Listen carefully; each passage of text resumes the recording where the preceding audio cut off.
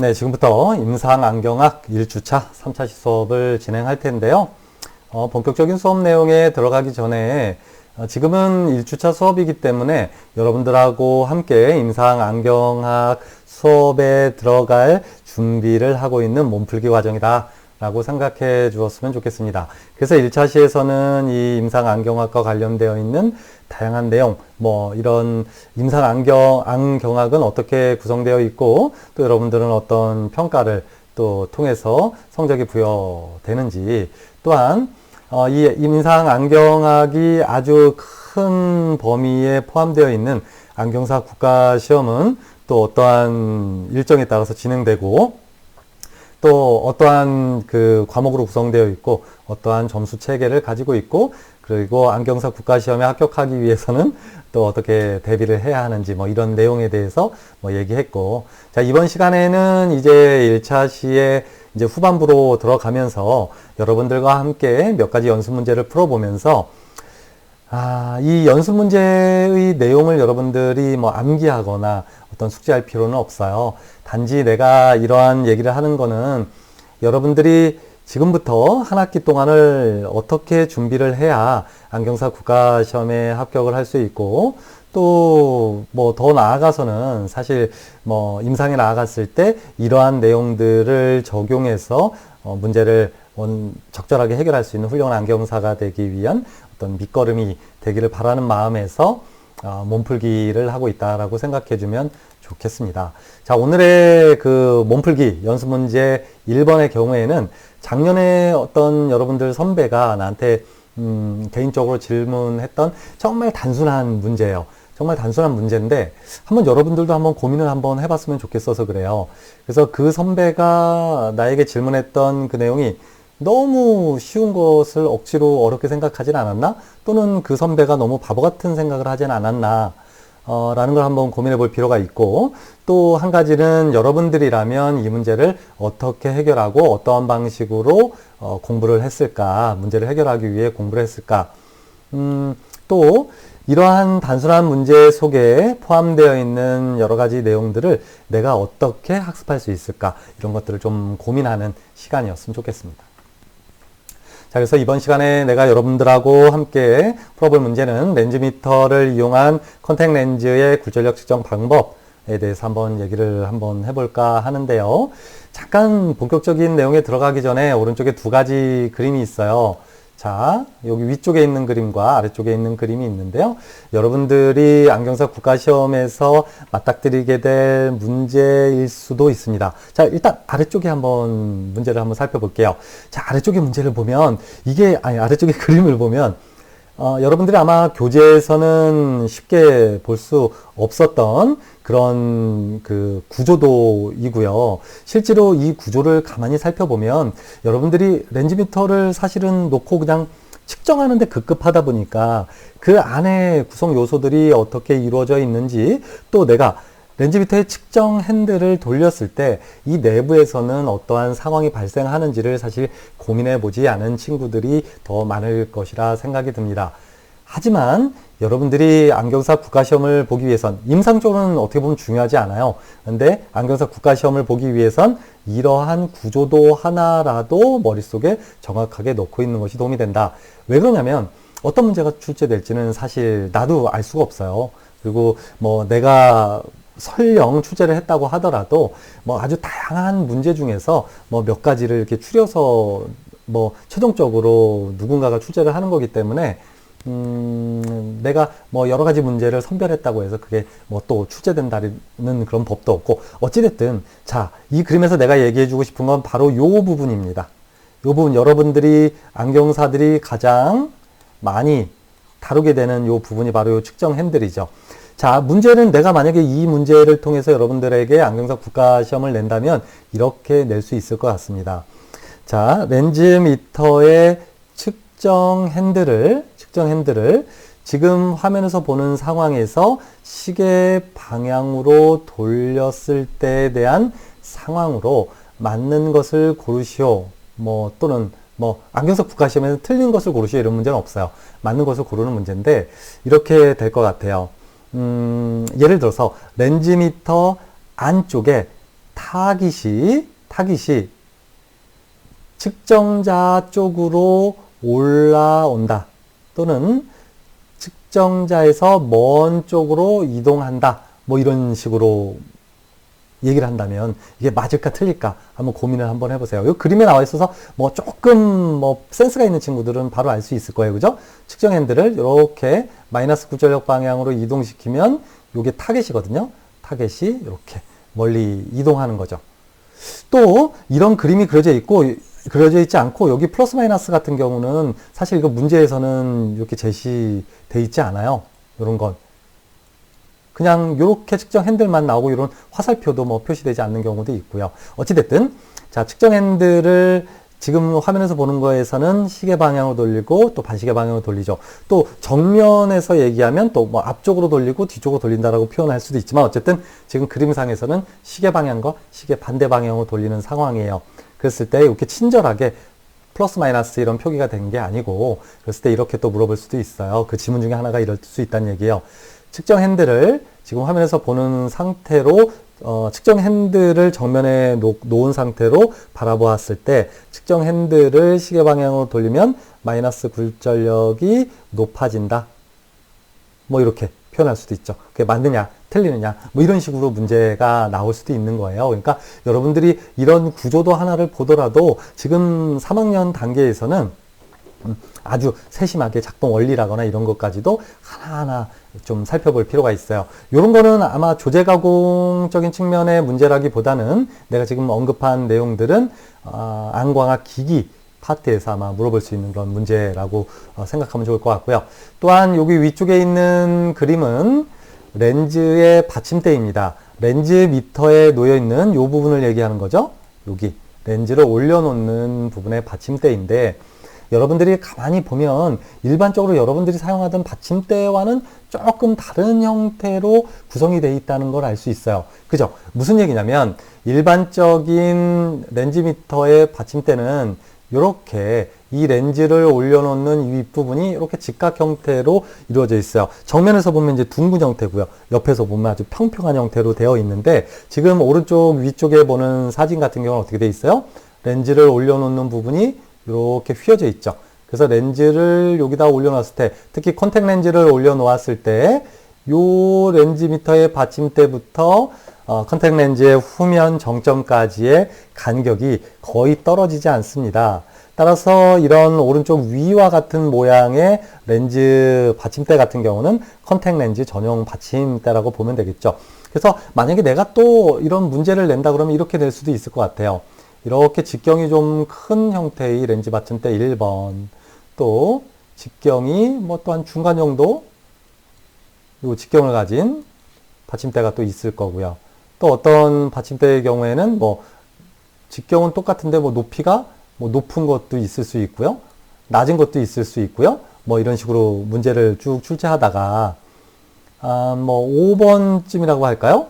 렌즈 밑에 받침대가 이런 형태로 둥글게 생겨 있는 것도 5번 뭐 이렇게 있을 수 있죠. 그랬을 때 1, 2, 3, 4, 5번 다음에 그림 중 컨택트 렌즈 전용 받침대로 사용하기에 올바른 받침대는 몇 번인가? 1, 2, 3, 4, 뭐 5번 중에서 선택하시오. 뭐 이렇게 문제가 출제될 수도 있겠죠. 그럴 때 여러분들이 이런 문제를 가지고 그러니까 직접 교과서에 이런 내용이 나오지는 않지만 여러분들이 기존에 가지고 있던 지식을 기반으로 해서 이러한 문제를 얼마든지 해결할 수 있다. 안경사 국가시험의 경우에는 여러분들이 단편적으로 생각하듯이 그렇게 뭐 교재에 나와 있는 내용만을 뭐 이렇게 출제한다라고 보면 좀 문제의 소지가 있어요. 그렇지 않은 경우도 있어요. 뭐 물론 교재를 기준으로 해서 문제를 출제하지만 여러분들이 사용하고 있는 그 교재 이외에도 다양한 교재 안에서 문제가 출제되기 때문에 그렇습니다. 그러니까 여러분들이 단편적으로 알고 있는 그 지식만을 가지고 접근하게 되면 오히려 문제를 원활하게 해결하지 못하는 그런 상황도 발생할 수 있다. 그래서 여러분들이 이 생각의 폭, 사고의 폭을 조금 넓히고 아주 다양한 자료들을 접할 필요가 있고 아주 단순한 하나의 문제라고 하더라도 그 문제 안에 그러니까 내포되어 있는 그런 다양한 의미들을 이해하는 것이 중요하겠죠. 자, 계속해서 한번 실제적인 문제로 한번 들어가 볼게요. 지금까지는 사실 그 워밍업 여담이었어요. 자, 작년에 여러분들의 선배가 질문한 문제가 바로 이거고요. 실제 모의고사 문제입니다. 문제를 한번 그대로 한번 읽어볼게요. 렌즈 미터로 콘택트 렌즈의 굴절력을 측정하고자 할 때 어느 굴절력을 측정하는가라는 문제였습니다. 한 가지 또 문제에 대해서 본격적으로 얘기하기 전에 여러분들에게 당부의 말씀을 드리면 혹여라도 어떠한 문제를 해결하다가 이 문제 안에 여러 가지 단어들이 있죠. 렌즈 미터, 콘택트 렌즈, 또 굴절력 이런 키워드들이 있는데요. 이런 중요한 키워드의 단어 중에서 여러분들이 정확하게 이해하지 못하는 단어가 있다면 지금 3학년 이제 2학기 단계에서는 완벽하게 이해하고 넘어가는 것이 중요합니다. 지금 같은 문제에서는 사실 뭐 이해 못하는 게 없을 거니까 넘어가지만 높아심에서 얘기하면 그렇습니다. 문제를 읽다가 그 단어 하나하나의 의미들도 여러분들이 되새겨가면서 문제를 풀어갈 필요가 있겠죠. 자, 한번 내가 한 10초 정도 시간을 줄 테니까 한번 이 문제를 한번 해결해 보도록 할까요? 자, 내가 실제로 시간을 줄게요. 뭐 필요한 사람들은 영상 잠깐 멈췄다가 풀이하고 계속 영상을 들어도 됩니다. 자, 문제 한번 풀어봤나요? 아마도 내가 생각하기에 여러분들 이 문제는 그래도 한 50% 이상은 맞추지 않았을까 싶은데요. 만약에 여러분들이 이 문제를 맞추지 못했다면 여러분들이 그렇다고 의기소침할 필요는 없지만 조금 반성할 필요는 있습니다. 문제가 그렇게 어려운 문제는 아니거든요. 자, 한번 하나하나 한번 살펴보죠. 자, 1번 상측 정점 굴절력인가? 2번 물축 정점 굴절력인지 상측 초점 굴절력인지 물축 초점 굴절력인지 허성 주점 굴절력인지 이 중에서 선택을 하게 되겠죠. 근데 여러분들이 이미 알고 있듯이 안경 렌즈나 콘택 렌즈의 경우에는 가장 중요한 건 뭐냐면 안경 렌즈를 통과한 빛이 상측 정점을 통해서 지나가서 결국은 우리 눈에 결상되는 거죠. 우리 눈에 어디에? 망막에 결상되는 것이기 때문에 최종적으로 요 상측 정점에서 발생되는 그런 굴절력의 효과가 우리 눈에 직접적으로 영향을 미친다. 따라서 안경 렌즈에서 중요한 건 이런 상측 정점 굴절력이 당연히 중요하겠죠. 그래서 렌즈 미터를 이용해서 어떤 렌즈의 굴절력을 측정할 때는 그것이 콘택트 렌즈이든 안경 렌즈이든 상측 정점 굴절력을 측정하는 것이 올바르겠다. 이 내용을 하나 이해할 필요가 있고, 또 한 가지는 또 더 과거 여러분들이 1학년이나 한 2학년 때로 돌아가서 그러면 여러분들이 이건 이해할 수 있을지 모르겠어요. 자, 여기 물체가 있고요.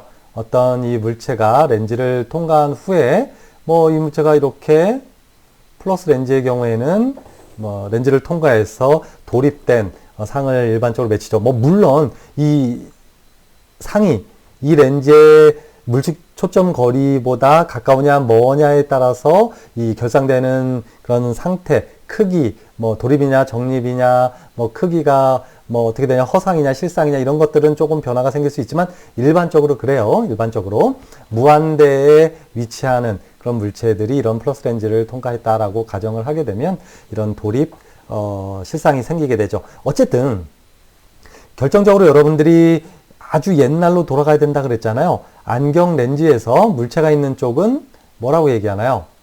상측이라고 얘기하고, 미안해요. 물체가 있는 쪽은 물측이라고 얘기하고요. 물축 공간이죠. 네, 렌즈에서 오른쪽 상이 결상되는 곳을 우리는 상측 공간이라고 한다는 거, 1학년 때 기억학습 시간에 배웠을 겁니다.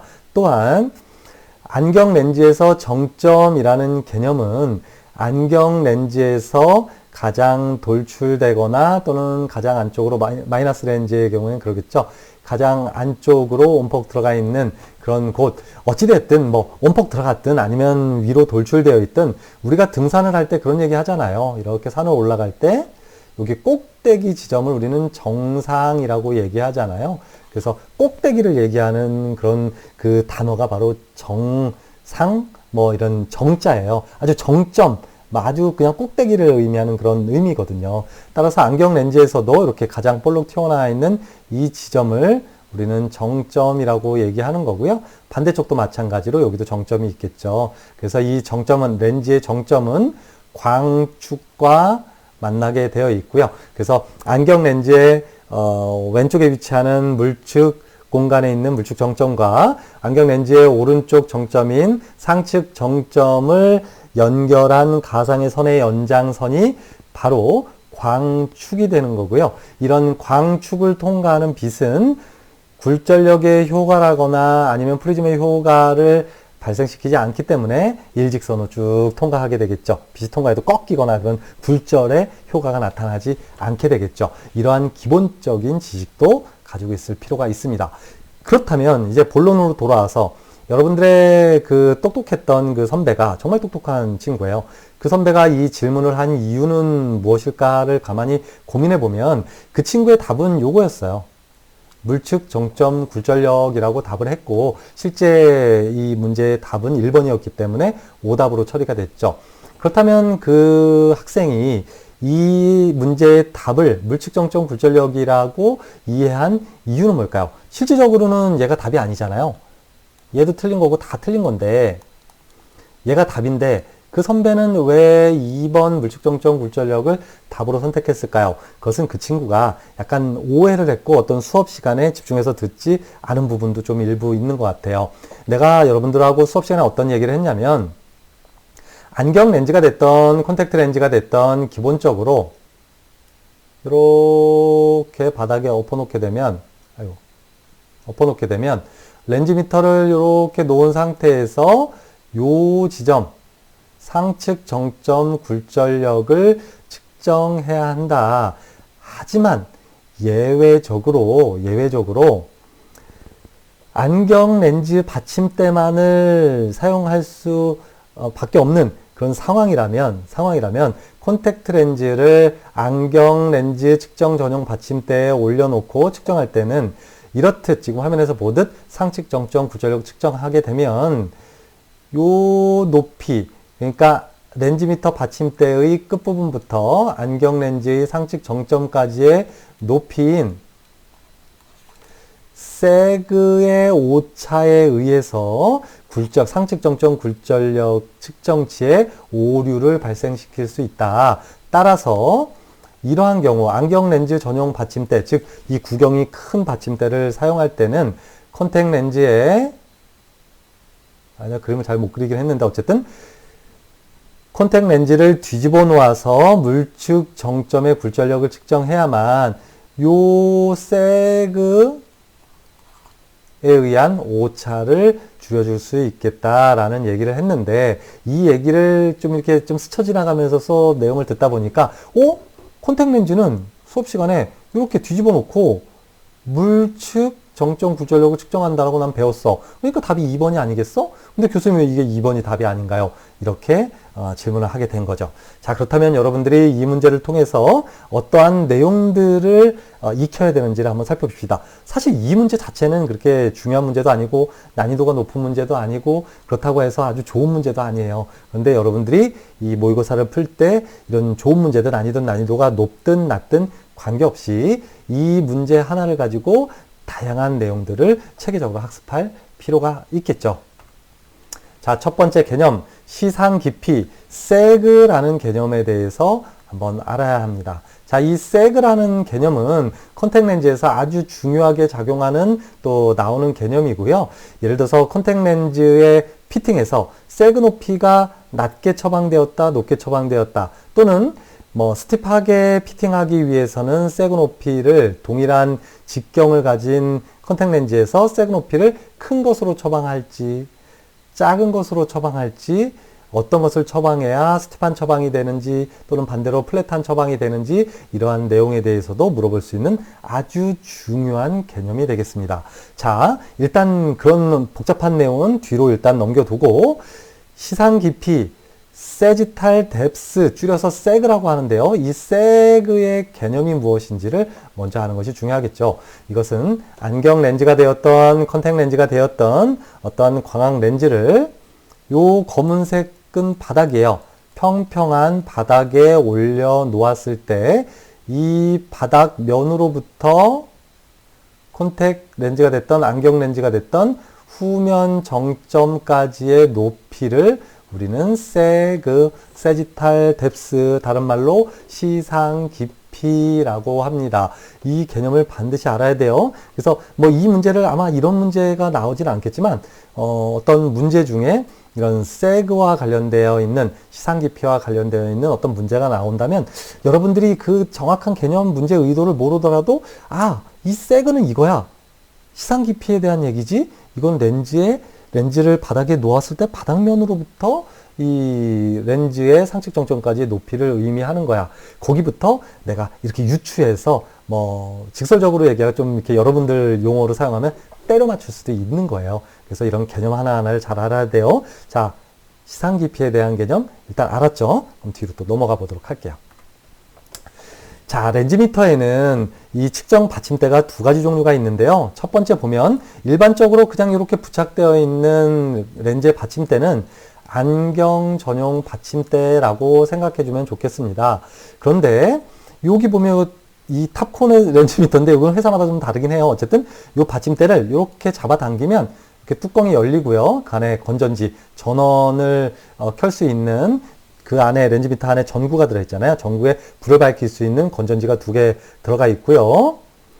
그 아래쪽에 여기 또 하나의 여분의 받침대가 있습니다. 얘가 바로 콘택트 렌즈 스탑이라고 얘기하는 콘택트 렌즈 전용 받침대가 되겠고요. 이 안경 렌즈 전용 받침대에 비해서는 그림을 한번 그려볼까요? 이 직경이 상당히 작습니다. 따라서 안경 렌즈의 경우에는 이 측정 그 받침대의 직경이 크더라도 예를 들어서 안경 렌즈는 이렇게 크거든요. 그러니까 여기다가 나 지금 그림을 잘못 그려서 근데 이렇게 올려놓더라도 요 세그의 높이가 거의 발생하지 않기 때문에 이런 이 세그 값에 의한 시상 깊이에 의한 상측 정점 굴절력의 오차가 별로 나타나지 않는데 콘택트 렌즈의 경우에는 이 색깔을 좀 바꿨으면 좋겠는데 어떻게 바꾸는 거더라? 레드? 블루? 이게 아니네요. 자, 어쨌든 여긴 지금 안 되나 봐요. 자, 펜 색깔을 좀 바꿨으면 있다.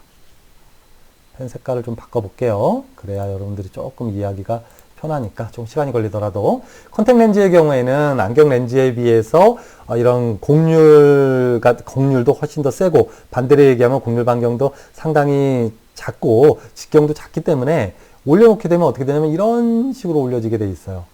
그러니까 어떻게 돼요? 안경 렌즈에 비해서 상대적으로 이 세그 값이 커지게 되고 따라서 이 세그 값에 의한 오차가 발생할 수 있다. 하지만 오른쪽의 그림처럼 이 직경이 작은 콘택트 렌즈 전용 받침대를 사용하게 되면 콘택트 렌즈 같이 이렇게 곡률 반경이 작고 직경이 작더라도 동일하더라도 이 세그 값에 그런 오차가 적게 나타난다. 따라서 어떤 안경 렌즈든 콘택트 렌즈든 적절한 받침대를 사용할 수 있다면 반드시 상측 정점 굴절력을 측정해야 하지만 이게 무조건 원칙이에요.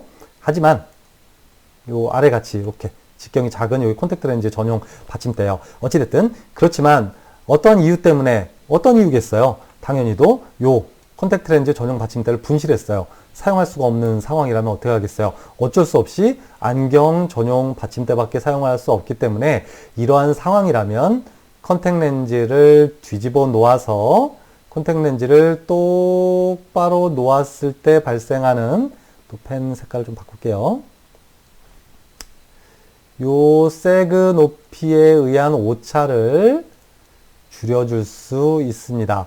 물론 상측 정점 굴절력과 물측 정점 굴절력 자체가 차이가 나기 때문에 그러면 세그 값의 오차에 의한 전체 렌즈의 굴절력 측정의 오차가 발생하는 게 더 크겠느냐 아니면 세그 값의 오차가 더 크겠느냐에 대해서는 상황에 따라 조금 다를 수 있지만 그렇더라도 물측 정점 굴절력과 상측 정점 굴절력은 약간의 차이는 있지만 사실 콘택트 렌즈 같이 이렇게 중심 두께가 얇고 거기에다가 또 직경이 작은 그런 렌즈의 경우에는 사실 상측 정점 굴절력과 물측 정점 굴절력의 차이가 크지 않고 또 컨택 렌즈의 굴절력이 낮으면 낮을수록 또 그런 차이도 별로 생기지 않아요.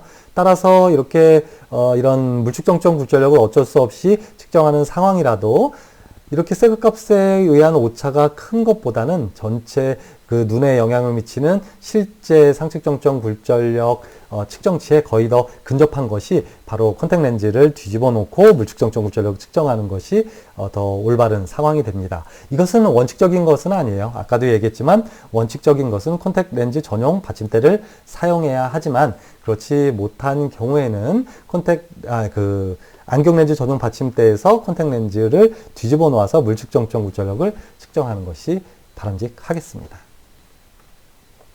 자, 그래서 좀 전에 얘기한 것과 마찬가지로 안경 전용 받침대와 컨택 렌즈 전용 받침대 사이에는 어떤 차이가 있을까요? 그렇죠. 요 직경의 차이가 있다라고 보면 되겠습니다. 지금 그림에서 아주 큰 차이가 나지는 않는 것처럼 보이겠지만 실질적으로는 이 차이가 아주 크기 때문에 여러분들께서 이렇듯 이거 안 되지. 잠깐만. 아이고, 넘어가면 안 돼. 자, 안경 전용 받침대만을 사용할 수 있는 경우라면 자, 이때 1번 안경은 어떻게 돼요? 당연히도 상측 정점 굴절력을 측정하면 되고요. 두 번째 컨택 렌즈의 경우에는 렌즈를 거꾸로 뒤집어 놓아서 물측 정점 굴절력을 측정하는 것이 올바르겠습니다. 또 컨택 렌즈 전용 받침대의 경우에는 그러면 안경을 올려놓고 측정하면 안 되느냐? 그렇지는 않아요. 컨택 렌즈 전용 받침대라고 해도 안경 렌즈를 올려놓는 것도 가능하지만 어떤 문제가 생기냐면 여기에 입구가 작기 때문에 이 안경 렌즈는 직경이 크잖아요. 뭘 갖고 비유를 하면 좀 좋을까? 어쨌든 직경이 크잖아요. 근데 이렇게 조그만 데다 올려놓으면 이게 이렇게 좌우로 비틀어질 수 있겠죠. 그런 문제가 발생할 수 있잖아요. 직경이 크면 어때요? 렌즈를 올려놨을 때 이게 기우뚱 할 일이 없잖아요. 근데 렌즈 받침대가 예를 들어서 이렇게 작다면 어떻게 돼요? 렌즈를 올려놨을 때 이렇게 좀 기울어질 수도 있고요. 맞잖아요. 또 렌즈에 손상을 입힌다거나 이런 가능성도 좀 상대적으로 높죠. 렌즈를 고정시킬 때 렌즈를 꽉 눌러버리잖아요. 근데 그보다 더 큰 건 어쨌든 렌즈를 정확하게 중앙에 위치시켜서 렌즈가 이렇게 있어야 되는데 이렇게 비스듬하게 올려질 가능성이 높습니다. 그럼 어떻게 되겠어요? 측정치에서 만약에 구면 렌즈를 측정하더라도 비점 수차의 영향에 의해서 난시가 측정될 수 있겠죠. 그럼 무슨 얘기냐면 예를 들어서 마이너스 3다이옵터의 안경 렌즈를 측정하는데 이거 다 지우고 갑시다. 마이너스 3다이옵터의 안경 렌즈를 측정하는데 이 안경 렌즈 전용 받침대에 올려놨더니 기울어지지도 않고 정확하게 딱 올려져 있다라고 치는데 여기 입구가 작으면 어떻게 되겠어요? 예를 들어 내가 좀 과장되게 표현할게요. 예를 들어서 렌즈가 오늘 그림을 이렇게 못 그리지? 이렇게 어쨌든 기울어져 있는 상태에서 측정하게 되면 어떻게 되겠어요? 비점 수차 영향에 의해서 얘가 마이너스 3다이옵터 스페리컬 컨비네이션 C-0.75 다이옵터 경우에 따라서 이런 식으로 난시가 있는 것처럼 비점 수차의 영향에 의해서 측정될 수 있기 때문에 이 콘택트 렌즈 전용 받침대만을 놓고 사용하는 것도 안경 렌즈의 굴절력에 오류를 시킬 수 있기 때문에 적절한 받침대를 사용하는 것이 좋겠고 그 중에서 콘택트 렌즈 받침대를 사용할 수 없는 상태에서 안경 렌즈 전용 받침대에서 콘택트 렌즈를 측정할 때는 콘택트 렌즈를 뒤집어 놓아서 물측정점 굴절력을 측정하는 것이 중요하겠습니다. 자, 좀 전에 내가 설명한 것을 조금 더 도식화해 놓은 건데요. 안경 렌즈 같은 경우는 직경이 크기 때문에 동일한 안경 렌즈 전용 받침대를 사용했을 때 안경 렌즈의 경우에는 이 세그의 오차가 거의 발생되지 않기 때문에 안경 렌즈는 그냥 측정하면 되는데 혹시라도 직경이 작은 콘택트 렌즈를 사용하게 되면 이렇게 세그 값의 오차가 상당히 증가하기 때문에 굴절력에 오류를 발생할 수 있어서 원칙적으로는 콘택트 렌즈 전용 받침대로 교체해서 사용하는 것이 올바르겠지만 만약에 지금 현재와 같이 안경 렌즈 전용 받침대만을 사용할 수밖에 없는 상황이라면 이 콘택트 렌즈를 이렇게 뒤집어 놓아서 세그 값의 오차를 줄여줄 수 있도록 물측 정점 굴절력을 측정해야 하겠습니다. 또한 콘택트 렌즈 전용 받침대를 사용하게 되면 동일한 콘택트 렌즈라고 하더라도 이 세그 값에 의한 오차가 상당히 감소하기 때문에 적절하게 콘택 렌즈의 굴절력을 측정할 수 있겠죠.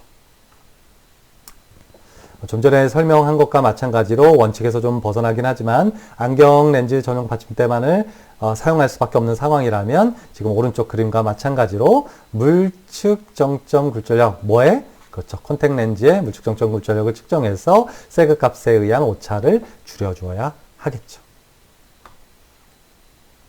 네, 또 한 가지는 렌즈 미터로 콘택 렌즈의 굴절력을 측정할 때는 이 내용도 반드시 알아둘 필요가 있습니다. 안경 렌즈의 굴절력을 측정할 때는 약간 렌즈 미터가 이 받침대로부터 이렇게 대각선으로 기울어진 상태에서 여기서 눈으로 관찰을 하는 상황이죠. 하지만 콘택 렌즈의 굴절력을 측정할 때는 이렇게 렌즈 미터를 수직으로 세워놓은 상태에서 측정을 해야 한다는 것도 알아두어야 합니다. 왜 그러냐면 안경 렌즈의 굴절력을 측정할 때는 여기 고정시킬 수 있잖아요. 안경 렌즈를 딱 고정시켜서 렌즈가 움직이지 않는 상태에서 측정할 수 있기 때문에 상관없지만 콘택 렌즈는 워낙 직경이 작기 때문에 얘를 고정시켜서 눌러줄 수가 없잖아요. 그런데 얘를 만약에 이렇게 기울여 놓은 상태에서 45도 정도 기울여 놓은 상태에서 측정을 하게 되면 어떻게 되겠어요? 여기 올려놓은 콘택 렌즈가 스륵 하고 이렇게 중력에 의해서 미끄러지는 경우가 발생하죠. 그렇게 되면 정확한 굴절력을 측정할 수 없기 때문에 안경 렌즈를 측정할 때와 다르게 콘택 렌즈를 측정할 때는 렌즈 미터를 90도 수직 방향으로 세워놓고 측정해야 한다는 것도 알아둘 필요가 있겠습니다. 자, 여러분들은 이렇게 해서 안경사 국가고시에 출제될 그런 가능성은 사실 없지만 이런 모의고사 문제를 통해서 이런 안경사 국가고시에 문제가 어떻게 출제될지 또 어떠한 방식으로 여러분들이 이러한 내용을 학습해야 되는지에 대해서 좀 알아보았습니다. 여러분들은 이 내용을 통해서 콘택 렌즈의 굴절력을 측정할 때 다양한 상황에 따라서 적절하게 렌즈 받침대를 사용해야 하고 또 콘택트 렌즈 전용 받침대를 사용할 수 없는 상황에서는 안경 렌즈 전용 받침대에서 콘택 렌즈를 뒤집어 놓은 상태에서 물측 정점 굴절력을 측정하는 경우도 있겠다. 따라서 원칙적으로는 콘택 렌즈의 굴절력을 측정할 때는 정확하게 콘택 렌즈 전용 받침대를 사용하는 것이 원칙이지만 콘택 렌즈 전용 받침대를 사용할 수 없는 상황이라면 차선책으로 안경 렌즈 전용 받침대를 사용할 수도 있다. 하지만 이때는 세그 값의 오차를 줄여주기 위해서 콘택 렌즈를 뒤집어 놓아서 물측 정점 굴절력을 측정해야 한다는 내용과 또 콘택 렌즈의 굴절력을 측정하기 위해서는 렌즈 미터를 수직 방향으로 직각으로 세운 상태에서 측정해야만 대각선으로 기울어졌을 때 올려놓은 콘택 렌즈가 중력에 의해서 미끄러지는 그런 오류, 그러니까 정확하게 광학 중심점 위치에서 측정되지 않는 오류를 범하지 않을 수 있다. 이런 내용을 중요하게 생각해 주었으면 좋겠습니다. 자, 이것으로 임상안경학, 과목 이름이 아직 입에 안 붙었어요. 임상안경학 1주차 3차 수업을 마무리 짓도록 하겠습니다.